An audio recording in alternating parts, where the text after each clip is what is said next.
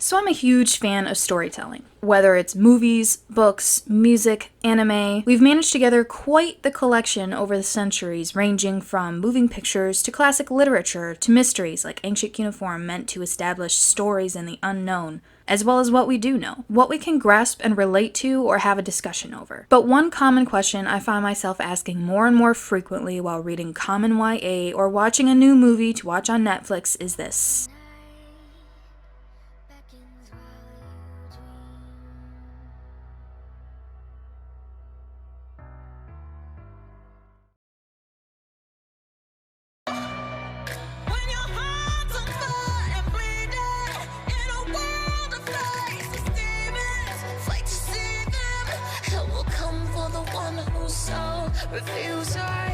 This is only the beginning of my true resurrection.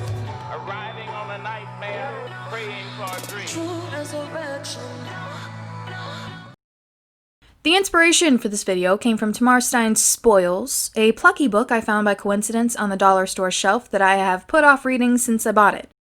Now I know why. The premise of the story starts off with the main character complaining that she regrets her parents winning the lotto jackpot they did so many years earlier, that it's ruined their life and relationships, changed her parents' entire persona and outlook on life, and that the only money left they haven't pissed away is her $1 million trust fund about to mature, which she feels obligated to give to her parents, only to have second thoughts, and then she feels obligated to spend all on a boy she hardly knows at a new company just starting out that hasn't really proven anything yet. Blood's not thicker than water here.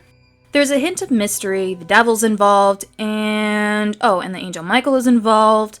Still not sure what they have to do with anything. She's also got a special superpower and gets visions and speaks to the angel Michael to get just enough information on what to do with the money, but not necessarily how. I guess she has to figure that part out on her own. I did enjoy the book. The writing was good. The characters were actually complex. There were a few things that didn't make sense and probably could have been omitted, but maybe she was told to put it in, add some mystery, and add a little bit of spice, some hook to kind of get the reader interested, which did work. You had me hooked. There just wasn't a point to it. Now, not every story has to have a message, but all stories should come around full circle in one way or another. This can be done with happy endings, it can be done with tragedies, and even cliffhangers.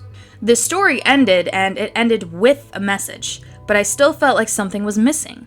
It took me a few days mulling it over to wonder why I felt so dissatisfied after reading it. If I liked the story, and I liked the characters, and I liked the message, what's the big deal if there were a few loose knots? So what?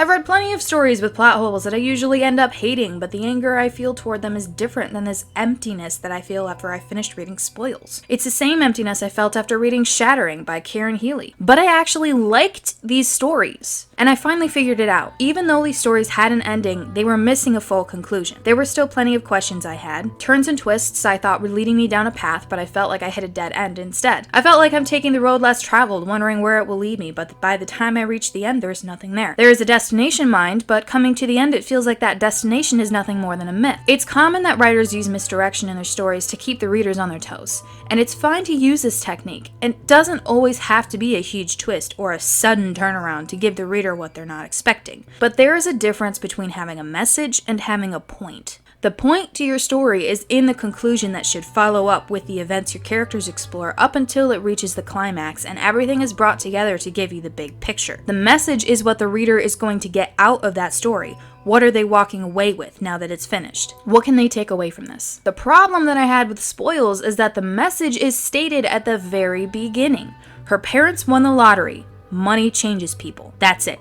Her sister, come to find out not too long after, made a deal with the devil to win that lottery. This misdirection leads us to believe there are going to be dire consequences for her in the end, which I guess there were. I mean, the money she used to invest in a tea shop, which literally burned to the ground, but as long as she has insurance, she can rebuild even better than before. No consequences? No point. Our main character learns about the curse from her sister, who tells her to get rid of the trust fund, which she was originally going to just donate it or give to her parents anyway. The main love interest comes along, jaded circumstances, he's screwed, and she thinks Michael is telling her to help him out by giving the money to fund a small organization that'll help save the earth.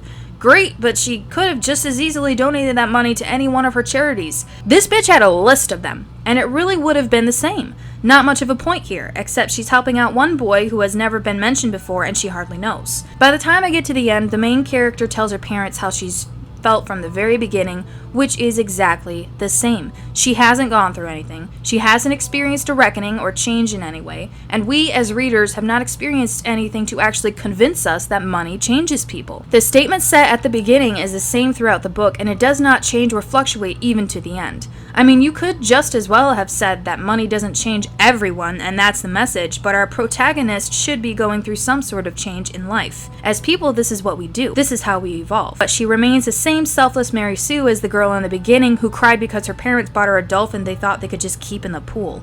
I mean, I know money changes people, but can it make you that stupid? Maybe the message here is that money given to the wrong people can make stupid things happen. There could have been a point to this story if we experienced these changes with the family. Show us the before and the after. Let us experience it with them. This book could have kept the message and had a point. Instead, it holds all the promise of the new Star Wars trilogy. Literally nothing changes, and we're getting ready to leave.